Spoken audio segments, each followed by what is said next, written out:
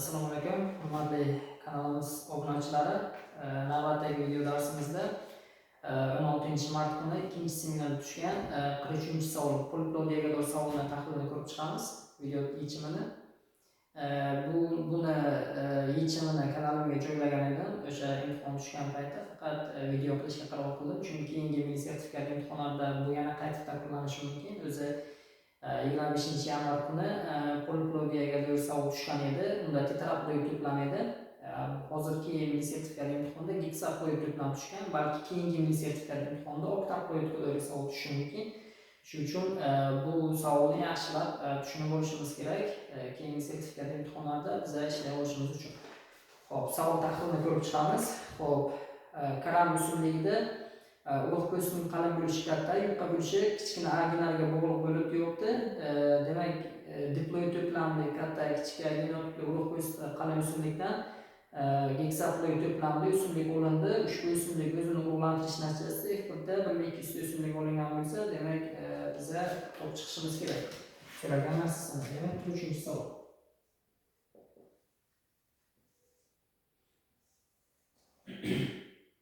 Demak, bizada belgilar bilan boshqa uchlarni yozamiz. Xo'p, demak, karam uzunligini bergan, bizada urug' ko'z haqida gap ketyapti. Urug' ko'zda, demak, urug' ko'zda qalin bo'lishi katta A. Xo'p, yupqa bo'lishi kichkina A, demak, genlarga bog'liq ekan. Xo'p, diploid to'plamli karam uzunligi bu demak katta kichik A bo'ladi. Bundan demak birinchi biz tetraploid to'plamli olamiz. Demak, tetraploid 2 marotaba oshadi genlar. Keyin bundan geksaploid to'plam olamiz. Bunda 3 marta ortadi, demak genlar. Mana shu savol tushgan edi. Balki keyingi imtihonlarda mana bu oktaploid tushishi mumkin. 8. Bunda 4 marta oshadi. Xo'p, buni biz mana bunday ko'rinishda yozishimiz mumkin. Buni demak, mana bunday ko'rinishda yozishimiz mumkin. Xo'p, buni esa bunday ko'rinishda yozishimiz mumkin. Demak, keyingi imtihonlarda mana bu oktaploid to'plam tushishi mumkin. Shu narsaga ahamiyat berishimiz kerak. Hozir milliy sertifikat imtihonida mana bu savol tushgan. Shuni yechimini ko'rib chiqamiz. Xo'p, demak, bu o'zini urug'lantirgan ota-onaning gametasini yozamiz. Xo'p, demak, urug' ko'zda qalin. Urug' ko'zda qalin uzunlik geksaploid to'plamli. O'zini urug'lantirdi degani uchun bu ham urug' ko'z qalin bo'ladi. O'zi bu 25-yanvar kuni tushgan ana bu diploid to'plamli savolni men video yechimini kanalga joylagan edim. Hozir bizada demak geksaploid tushibdi. Keyingi imtihonda balki oktaploid tushishi mumkin. Shuning uchun bu savolni yaxshilab tushunib olishimiz kerak. Xo'p, bundan gamet olamiz.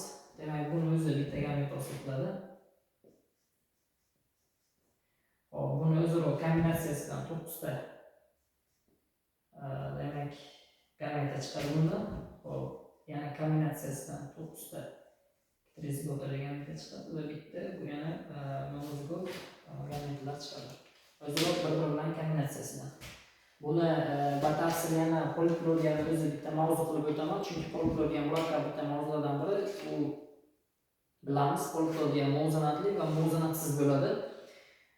Va poliglotga bu xromosomadagi genlarning qarali o'tishi, xromosomaning o'sha gaploid to'plamining qarali o'tishi hisoblanadi. Poliglotga xromosoma gaploid to'plami qarali o'tishi hisobiga xromosomadagi genlar ham qarali o'tadi. Shuning uchun ham bu narsaga demak tushunib olib yaxshilab ahamiyat berib ishlashimiz kerak. Xo'p, demak, xuddi shunday gametalarni yozib olamiz. Chunki bizada urug' ko'zda qalin o'zini urug'lantirgan.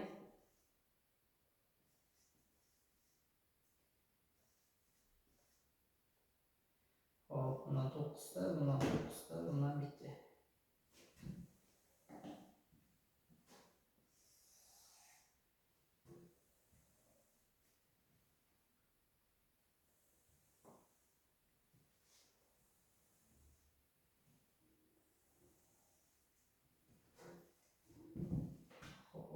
Demek yaxshilab tushunib olib ishlashimiz kerak. Sababi keyingi imtihonlarda yana takrorlanishi mumkin bu savol. Xuddi qo'shiq resenga o'xshagan.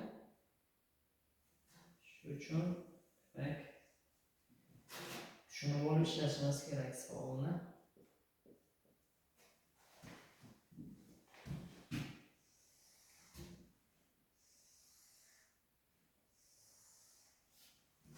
Demek ana endi fenotipini va genotipini yozib chiqamiz. Demak mana bu yerda 6 ta damlangan bitti, 1 kira 9 ta va 5 ta damlangan bitta resessiv ham bo'ladi. Bu yerda 9 ta 4 ta damlangan va bitta resessiv ham bo'ladi. Bu yerda bitta 3 ta damlangan resessiv bo'ladi. Demak shuni ham yozib chiqamiz. Xo'p, bu yerda ham demak 3 ta bu yerda, 2 ta bu yerda, 5 ta damlangan, 2 ta resessiv. Demak buni sonini yozishimiz kerak. Demak 9 ta.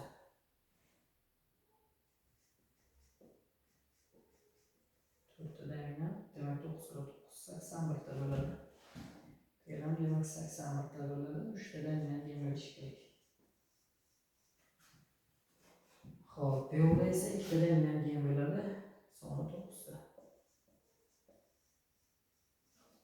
Resessiv bo'ladi. Demak bu yerda 4 tadan yana 9 ta.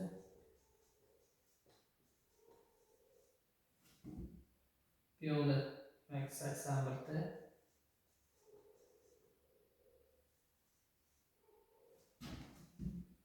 Bu yo'lda 81 ta bo'ladi. 2 tadan keyin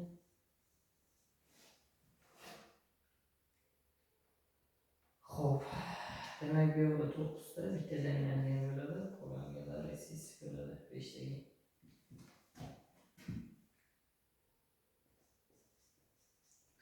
Daminan 3 ta resessiv. 2 daminan bo'lish kerak. 9 ta.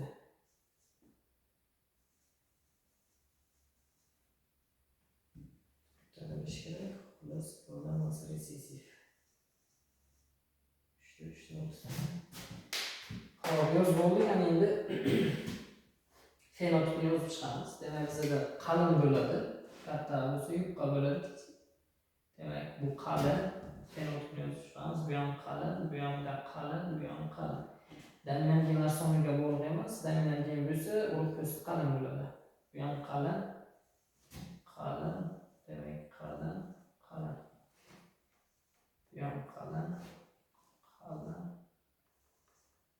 qalin. Demak bu ham qalin bizda. Qalin, qalin, demak bitta yupqa bo'ladi. Xo'p, ana endi so'ralgan narsasini olib chiqamiz. Genotipik nisbat so'rayapti. Damlanganlar sonini yozishimiz kerak. Genotipik nisbat. Xo'p, demak barchasi dominant bitta. Xo'p, 3 tadan 4 ta dominantga bitta bor. Yana bitta bor. Xo'p. 5 ta dominantga bitta, 5 ta dominantga bitta. Demak boshqa 5 ta dominantga yo'q. Demak 9 ta 9 qo'shamiz, 18 ta bo'ladi. Xo'p, ana endi demak 4 ta dominantga bitta bor, 9 ta. Yana bitta bor, 9 ga 81 ni qo'shamiz. Demak 90 bo'ladi. Keyin 4 ta dominantga yana bitta bor, mana 9 ta. Jami 99 ta bo'ladi. Demak boshqa yo'q. Xo'p, ana endi 4 ta dominantga bo'ldi. Ana endi 3 ta dominantga bitta. Demak mana bu bilan demak 81 ta bilan 82 ta. 82 ga 81 ni qo'shamiz. Xo'p, 163 demek 82'ye 81 163'te demek 163'te keyin mana bilan 1 bilan 164 ta bo'ladi. Demak 164 ekan. Xo'p, demek bu yo'lni yozdik. Ya'ni ikkita dominant yedik. 9 ta bu yo'lda bu, 8 ta bu yo'lda 90 ta. 90 ga 9 qo'shamiz, 99 ta bo'ladi.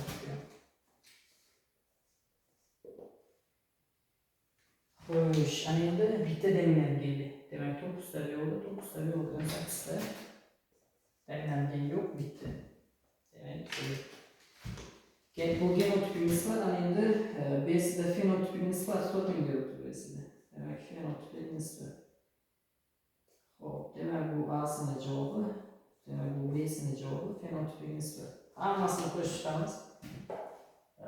Qalin, demak, urug' ko'zi qalin o'simliklar. Demak, hammasini qo'shib chiqsak, demak, qalinlar bizada 399 ta chiqadi, hammasini qo'ysak. Yupqa o'zi bitta ko'rayotganimizdek. Demak, nisbat 399 ga 1 bo'ladi. Xo'p, C'sida esa bizada urug' ko'zi qalin o'simlar soni toping deyapti. Demak, 399 ga 1 qo'shamiz. Jamisi xullas bizda 400 ta organik 400 ta demak avlod bor. Bizda olingan avlod 1200 ta. 1200 imiz jami 400 bo'ladi. Shundan 399 tasi urug' ko'zi qalin bo'ladi. Buni nechta deb topsak, bizda 1197 ta bo'ladi. 97 ta. Bu demak C'sini javobi edi. Xo'p, demak bu politologiyaga bir savol. O'sha keyingi sertifikat imtihonlarida yana murakkablash, demak aytganimdek oktaploid to'plam tushishi mumkin. Buni ham yaxshilab tushunib olishimiz kerak. Gametasini va hisoblanadigan avlod nisbatini. Xo'p, agar olayotgan video darslarim sizlarga ma'qul bo'layotgan bo'lsa, Telegram va YouTube kanalimga a'zo bo'ling. Like bosing, do'stlaringizga ko'proq ulashing va kommentariyada o'z fikringizni bildiring. Buni albatta biz xursand bo'lamiz. Biz uchun bu katta motivatsiya bo'ladi. Keyingi sertifikat imtihonlarida o'sha albatta 15-mart kuni tushgan yozma savolni va 16-mart birinchi sinfda tushgan yozma savolni ham tahlil qilib beraman. Kanalimga a'zo bo'ling, YouTube va Telegram kanalimga ko'proq do'stlaringizni ulashing. Bu albatta ko'proq videolar solishimga sababchi bo'ladi. Xudo xohlasa yaqinda 24-martgacha onlayn dars uchun ro'yxat qo'yishni boshlaganman. Onlayn darslarni shaxsan o'zim o'taman. 4-may kuni bo'ladigan milliy sertifikat imtihonida abituriyentlarga o'sha osonroq va tezroq ishlash uchun DNK, TF, urug'lanish, genetikani o'sha masalalarni osonroq ishlash uchun demak birinchi nazariyasini o'tib beraman, keyin bunga doir masalalarni tushuntiraman, qiyin savollarni demak tushuntirib beraman. Albatta onlayn darslarimiz sifatli bo'ladi. Xo'p, agar onlayn darsga qatnashmoqchi bo'lsangiz 24-martgacha Telegram profilimga yozib, demak Telegram profilimga yozib onlayn darsga qatnashaman desangiz, men sizga onlayn dars shartlarini tashlab beraman. Agar sizga ma'qul kelsa, yopiq guruh silkasini tashlayman. Yopiq guruh silkasiga a'zo bo'lib, darslarni 24-martdan shaxsan o'zim boshlab beraman. Xo'p, 4-may kuni imtihonga topshiradigan o'quvchilar uchun albatta bu manfaatli bo'ladi. Vaqtni tezroq ishlashga va savollarni tezroq ishlashga albatta yordam beradi. Albatta katta foydasi tegadi, buni umid qilaman. Xo'p, demak onlayn darslarni sizlarga o'taman. Bunaqa imkoniyat qaytib bo'lmaydi. Onlayn keyingi darslarda ochaman yoki ochmayman, bu aniq emas. Shuning uchun hozir imkoniyatdan foydalanib onlayn darslarga qatnashib bilimimizni oshiring. Sizlar bilan Avicenna Education o'quv markazi asoschisi To'g'ri Qanboyev bo'ldi. Doktor Avicenna, e'tiborlaringiz uchun rahmat.